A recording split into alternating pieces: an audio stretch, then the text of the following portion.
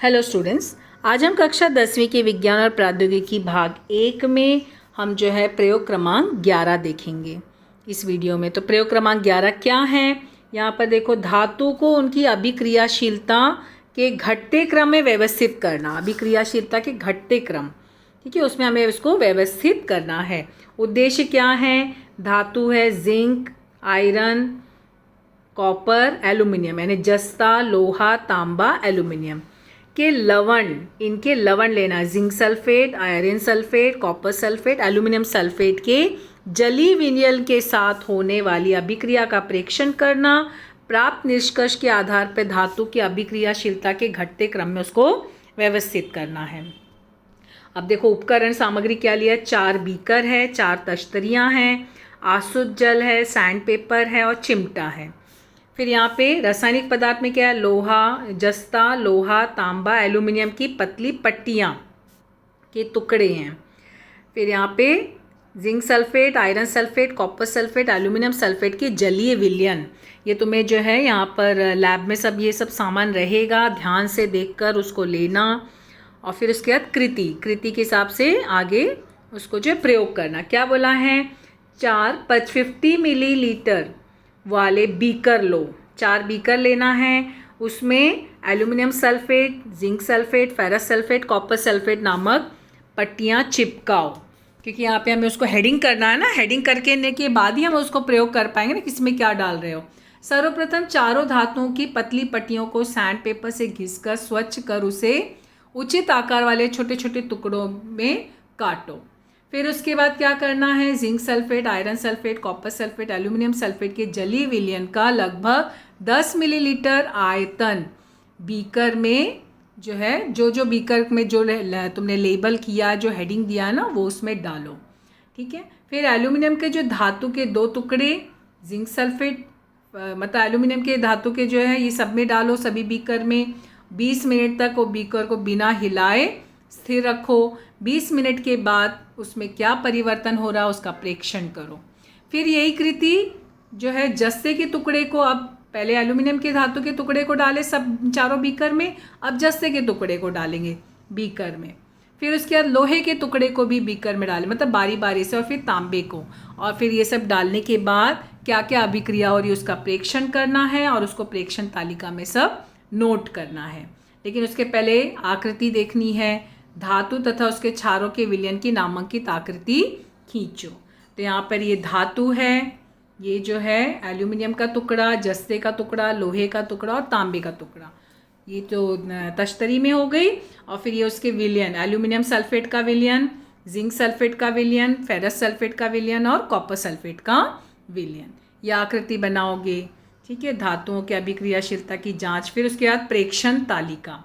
अब देखो, प्रेक्षण तालिका क्या है? एल्यूमिनियम, तो यहाँ पर एल्यूमिनियम सल्फेट, इसमें कोई परिवर्तन नहीं हुआ। जिंक सल्फेट में क्या हुआ? विलयन रंगहीन रहता है, जस्ते का विस्थापन होता है, बीकर के तल में जमा होता है। आयरन सल्फेट में क्या हुआ? ये हम लोग जब धातु एल्यूमिनियम धातु को डाल रहे हैं ना बीकर में, क्या क्या परिवर्तन, वो तो यहाँ पे क्या हुआ? फेरस सल्फेट का हरा रंग लुप्त हो गया, लोहे का विस्थापन होता है और बीकर के तल में जमा हो जाता है। और यहाँ पे क्या हुआ? कॉपर सल्फेट का नीला रंग लुप्त हो जाता है, तांबे का विस्थापन होता है और ये जो है तल में जमा हो जाता है। फिर जब जस्ते के टुकड़े को डाले तो एल्यूमिनियम सल्फेट के साथ कोई अभिक्रिया नहीं होती है, यहाँ पे कुछ रिएक्शन नहीं। यहाँ पर फेरस सल्फेट का हरा रंग लुप्त हो जाता है, लोहे का विस्थापन होकर बीकर में के तल में जमा होता है। और यहाँ पे कॉपर सल्फेट का नीला रंग लुप्त हो जाता है और तांबे का विस्थापन होकर लाल भूरे रंग का कण बीकर के तल में जमा होते हैं। फिर उसके बाद लोहे की पट्टी डाले तो यहाँ पर कोई अभिक्रिया नहीं, यहाँ भी कोई अभिक्रिया नहीं होती। लेकिन लास्ट में जो है उसमें क्या हुआ? कॉपर सल्फेट का, ये लास्ट किसके साथ है? Copper sulphate. कॉपर सल्फेट का नीला रंग फेरस सल्फेट के फीके हरे रंग में बदल जाता है, तांबे का विस्थापन होकर लाल भूरे रंग का कण बीकर के तल में जमा होता है। तांबा किसी के साथ कोई अभिक्रिया उसका नहीं होता, किसी भी लवण के साथ।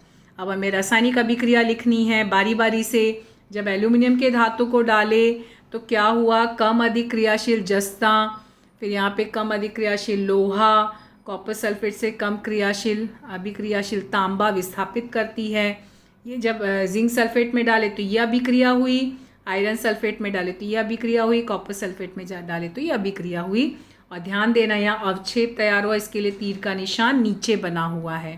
ठीक है, ये जब एल्यूमिनियम की धातु को बीकर में, चारों बीकर में डाला गया तो ये अभिक्रिया है। चूँकि एल्यूमिनियम सल्फेट के साथ कुछ नहीं, इसके लिए कुछ नहीं।